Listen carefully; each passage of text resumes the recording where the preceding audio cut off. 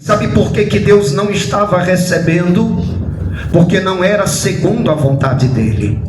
Então uma coisa que nós temos que entender, e foi falado também aqui nesta tarde, entrando para a noite, é que o Senhor até permite, sabe para quê? Para que os fiéis se manifestem.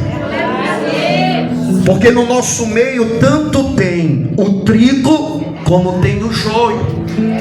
E Jesus vai dizer que ambos crescerão juntos. Eu e você não temos o poder de arrancar, de tirar, mas o céu está assistindo. E Deus vai nos dando autoridade e poder para que nós viemos ter discernimento e saber quem é quem. É bem verdade que no nosso meio há uma disputa muito grande, quem prega mais, quem canta mais. Mas aqueles que têm a certeza de que quem o chamou é o que capacita, ele não está interessado em disputar com ninguém, ele está interessado em fazer a vontade do Senhor. Então o profeta Isaías, ele foi chamado para fazer a vontade de Deus, e Deus dá a ele uma missão. E quando Deus dá uma missão ao profeta Isaías, do capítulo 1 até o capítulo de número 5, Deus apenas está revelando, falando em visões. Mas quando chega no capítulo de número 6, quando o seu tio Uzias morre, Isaías vê o céu aberto. E quando ele vê o céu aberto, aqui embaixo o trono está vazio, mas lá no alto o trono está a glória de Deus. Quando ele vê a glória, ele vê a comitiva, ele vê o séquito, ele vê a presença, a glória, ele vê o exército. Quando ele entra na presença de Deus, ele não pula de um pé só, ele não roda, ele não sapateia, porque todo aquele que é chamado e ele é queimado pela glória de Deus, primeiro, para ele se levantar para pregar, ele tem que morrer. Porque quando ele vê a glória, ele diz: meu Deus, eu vou morrer, porque eu habito no meio de um povo, e esse povo, os lábios são impuros. Detalhe, o povo que ele está falando é o povo de Deus.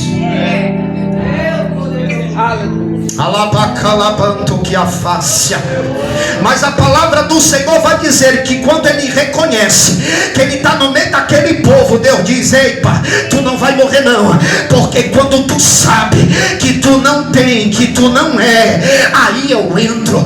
Porque aqueles que querem aparecer e querer se mostrar, Deus está descartando. Mas aqueles que muitas vezes estão correndo dizendo: não, Senhor, eu não quero, é este que Deus está cercando e dizendo: é tu que eu vou usar. Porque quanto mais Deus te dá autoridade e poder, por isso que a pastora Marisa diz: irmão, não julgue, porque tu não sabe o quanto ele foi pisado, tu não sabe o quanto Deus amassou ele. É pra calabá, subcalabai. Quando alguém levanta para pregar com autoridade, não é porque ele passa muito tempo estudando, não sou contra isso, mas é aquele que Deus levantou e disse: eu limpei o vaso, botei dentro o meu espírito, então abre a boca e profetiza. Esses são os profetas desta última hora. São profetas que Deus está chamando, é para pregar a verdade. E pregar a verdade, meu filho, é para aquele a qual suporta. Sabe por quê? Porque em nós está o Espírito. Está o Espírito. Quem ainda não tem, aí o Senhor vai quebrando, vai amassando. Aí o Senhor diz: te converte, coloca a casa em ordem. Quando a pessoa reconhece e diz: Senhor, eu quero te conhecer, Deus diz: te prepara, porque eu vou derramar. Assim foi com Isaías. Isaías, quando reconheceu que não era ninguém, veio um serafim.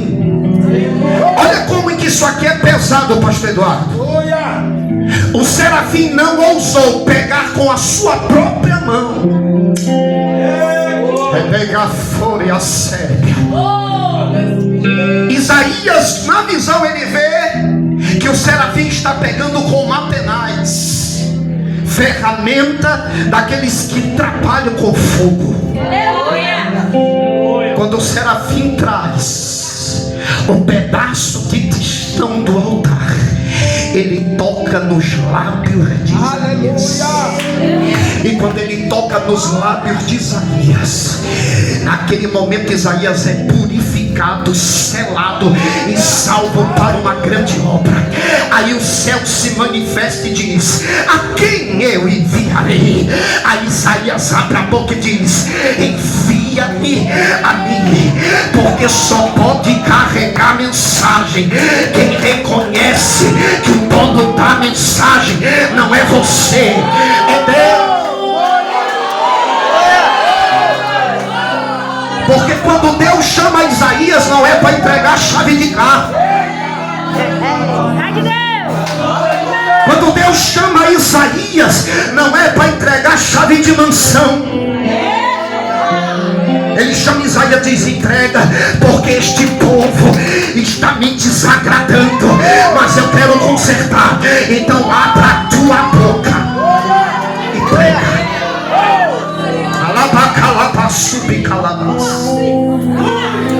Tem muita gente que tem medo, presta atenção, do profeta, mas não tem medo de Deus. É verdade. Quantas vigílias eu já vi que quando entrar nesse homem aqui, ó,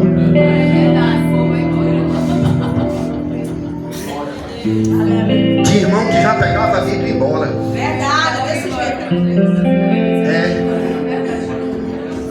Tem medo do profeta, mas não tem medo de Deus. Sabe por quê? Porque muitas vezes Deus está ali esperando o homem se arrepender. O profeta, Deus diz: abra a boca e fala. E se tiver em pecado no altar, tem profeta que é doido, desce. Desce, porque o lugar é santo. Revasso de calabaça. Então Deus queima os lábios de Isaías e diz: profetiza. Então todos nós sabemos que do capítulo 1 ao capítulo 39 é Deus dizendo para o povo: se arrepende, se arrepende, se arrepende. Quando os incircuncisos não queriam se arrepender, ia morrendo um por um. Aí sobrou quem, pastor? Sobrou os remanescentes. Aí no capítulo de número 40 ele começa a falar da esperança, pastor.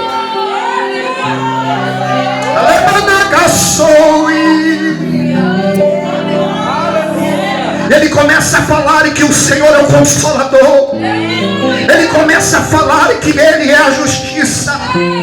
E quando nós chegamos no capítulo de número 54, isso aqui não é para Israel. Isso aqui é para aqueles a qual o Senhor chamou, que tem no coração a vontade de servir. Porque no versículo 1 do capítulo 54, olha o que o Senhor vai dizer: não é para quem gera, é para quem é estéril.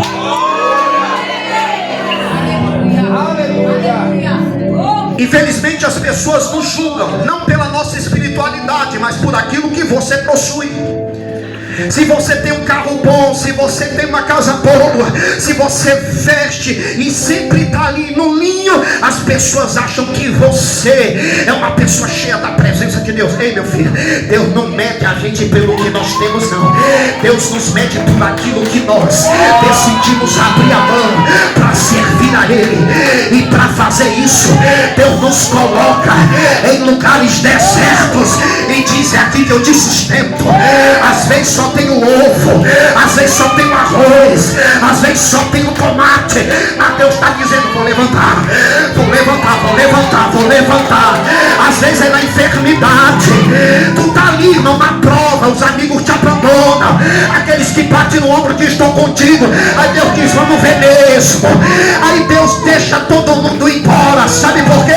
Porque a unção que Ele tem, aqueles não podem receber porque não entendem, mas você está ali porque Deus te escolheu.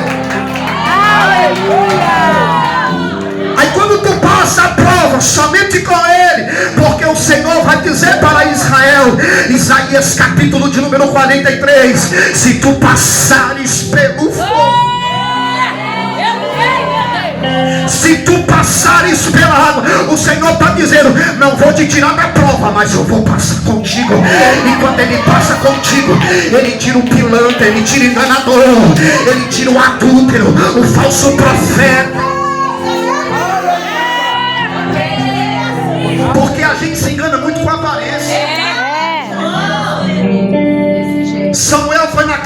Jessé, quando ele viu o primeiro filho passar, ele diz: é esse, o homem tem porte de rei, o homem é forte. Ele estava com azeite na mão, preste atenção.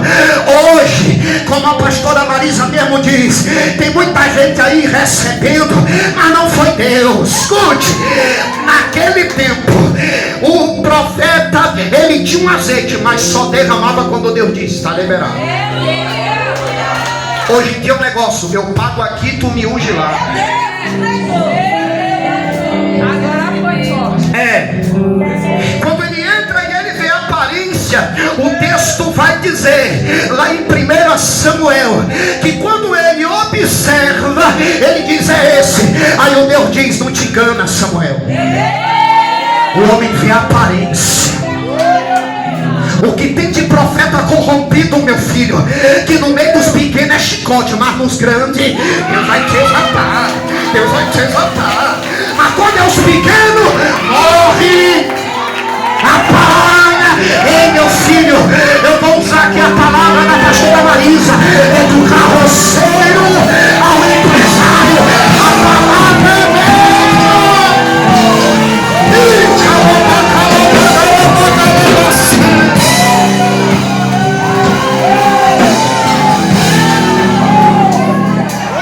Às vezes é empresário, tem dinheiro, mas está no lamação do pecado. Ei, meu filho, a vida dele é mais preciosa do que o Pix na tua conta. Porque tu pode até receber um Pix, mas naquele grande dia Deus vai cobrar de ti a alma dele, porque ele foi ali para receber a palavra da verdade. Tu até tinha, mas tu resolveu se calar. Com Deus não funciona assim, meu filho. Com arroz com ovo. Fala, Deus. Mas esteja cheio da graça. Pegar calada, subir calada. Porque o homem pode fechar a porta, virar as costas, mas Deus jamais vai te abandonar. Faz o que eu mando e eu